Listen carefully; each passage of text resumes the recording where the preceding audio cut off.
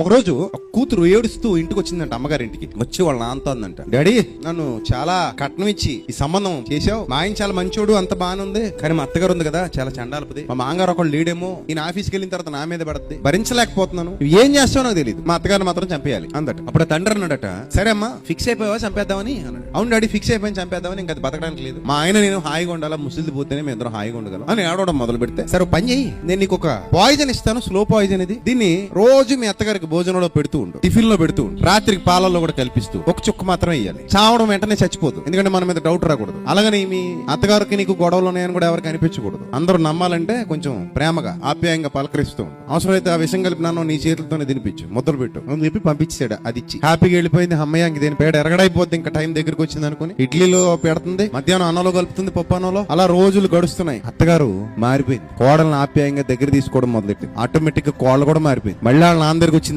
Daddy మా అత్తగారు చాలా మంచిది, అనవసరంగా ఎన్నాళ్ళ విషయం పెట్టేశాం, నా మనసు ఒప్పుకోవట్లేదు, నాకు మా అత్తగారు కావాలి, ఆ విషయానికి విరుగుడు ఈసారి. సో మా అత్తగారు చావకూడదు, చాలా మంచిది మా అత్తగారు లేకపోతే నేను బతకలేనట్టుందంట. అప్పుడు వాళ్ళ నాన్న అన్నాడంట, నేను నీకు ఇచ్చింది విషయం కాదు, బలంటానికే, ఈసారి హ్యాపీగా మీ అత్తగారు నువ్వు సంతోషంగా ఉండండి అని చెప్పి పంపించాడు. ఈ విషయం మీకు ఎందుకు చెప్తున్నానంటే, ఒక మనిషిని మనవశం చేసుకోవాలంటే ప్రేమతో సాధ్యం తప్ప ద్వేషంతోనో పగతోనో ఎవరిని మనం సాధించలేము. సో అందుకే ప్రేమ ద్వారా సాధించేది శాశ్వతంగా ఉంటుంది, కత్తుల ద్వారా కర్రల ద్వారా సాధించేది శాశ్వతంగా ఉండదు.